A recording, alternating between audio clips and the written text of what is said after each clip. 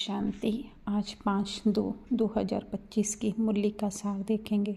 बाबा कह रहे हैं, मीठे बच्चे, इस शरीर रूपी कपड़े को यहाँ ही छोड़ना है, इसलिए इससे ममत्व मिटा दो, कोई भी मित्र संबंधी याद ना आए। तो शरीर रूपी कपड़ा अर्थात कि हमारे विचार भी एक तरीके के कपड़े हैं। तो ये सब हम लोगों ने बुद्धि में बना करके रखे हैं। हमारा विचार, हमारे ख्याल या हमारी पसंद, हमारी नापसंद, तो ये सब कुछ जो है इनसे ममत्व मिटा देने का है। क्योंकि जो है अंत समय में यही याद आता है या हमारे पुरुषार्थ में भी जो है यही बाधा बनता है। तो इसके लिए हमें इनसे अपनापन, ममत्व अर्थात अपनापन मिटा देना है।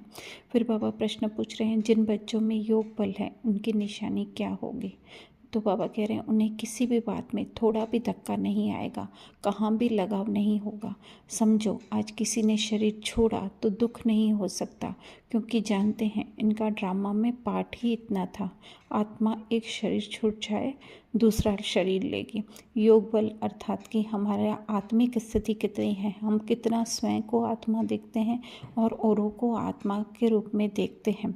तो धक्का नहीं लगेगा अर्थात कि उन्हें कोई असर नहीं होगा या उन्हें कोई जो है क्यों क्या के क्वेश्चन नहीं होंगे कि क्यों चली गई आत्मा या क्या, और ना ही उनके लगाव होगा तो दुख वगैरह होगा। तो वही बाबा कह रहे हैं कि शरीर छोड़ा तो उनको पता होगा कि ये जस्ट इस सृष्टि पर ड्रामा चल रहा है। एक जगह पार्ट पूरा हो के दूसरी जगह जाएगा, इसमें मरने की तो बात ही नहीं। जैसे कि अगर कोई एक्टर है, समझ लीजिए ऋतिक रोशन है, उसकी एक मूवी पूरी हो जाती है तो वो दूसरे में जाकर पार्ट प्ले करता है, तो इसका मतलब थोड़ी है कि वो कोई मर गया, नहीं, जस्ट वहाँ उस मूवी में जो है उसका पार्ट पूरा होता है। तो ये सब ख्याल जो है वो योग बल वालों को अर्थात आत्मिक स्थिति वालों को रहते हैं। फिर धारणा के लिए बाबा थोड़ा सा हमें फर्स्ट धारणा में थोड़ा स्थूल में दैवी गुणों के ऊपर हमारा ध्यान खिंचवा रहे हैं, और दूसरा जो है थोड़ा हमारा सूक्ष्म में लेकर जा रहे हैं। तो पहले में कह रहे हैं, अभी चाल चलन बहुत रॉयल रखनी है, बहुत फजीलत से बातचीत करनी है, नम्रता का गुण धारण करना है, अर्थात बाह्य रूप से हमें यह सब कुछ ध्यान देने का है।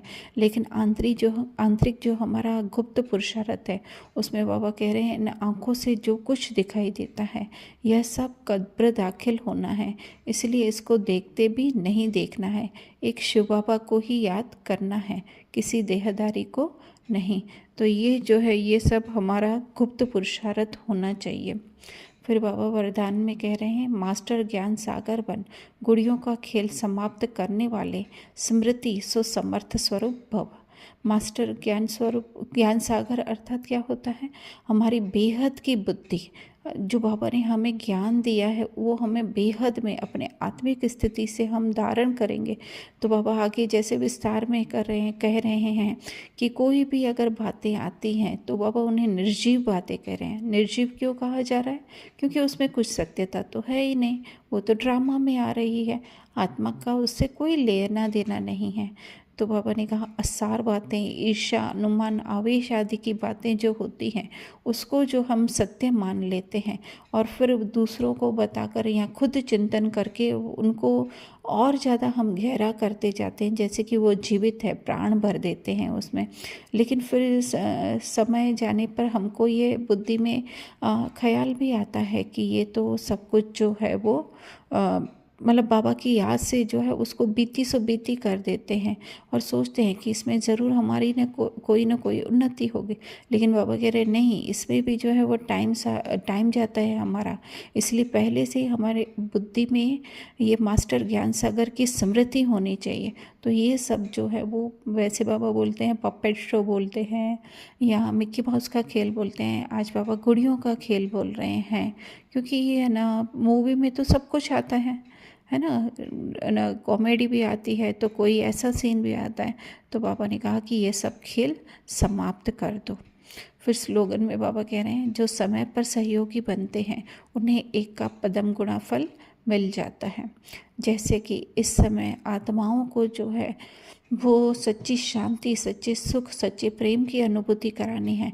अगर वो हम सहयोग उनको देते हैं आत्मिक रीति से, क्योंकि अगर स्थूल रूप से देंगे तो एक दो को दे सकेंगे, लेकिन अगर हमारी आत्मिक स्थिति मजबूत है तो हम दूसरों को भी आत्मा तरीके से देख करके या बुद्धि में धारण करके जो है उनको बहुत सहयोग दे सकते हैं। तो बाबा कह रहे हैं उसका जो है एक का पदम गुणा, क्योंकि जैसे प्यासे को अगर पानी पिलाया जाए तो वो बहुत ज़्यादा आशीर्वाद देता है। इसी तरह से जिसको जिस समय जिस चीज़ की आवश्यकता है वो शायद हमें न भी पता चल सके, लेकिन जितनी जितनी हमारी आत्मिक स्थिति होगी तो ऑटोमेटिक उनको वो मिलता जाएगा। तो इनडायरेक्टली बाबा हमें यही कह रहे हैं कि हमें अपनी आत्मिक स्थिति में स्थित रहना है, तो फिर बाबा के साथ हमारा कनेक्शन बना रहेगा और जिसे जो चाहिए वो मिलता रहेगा। अच्छा, ओम शांति।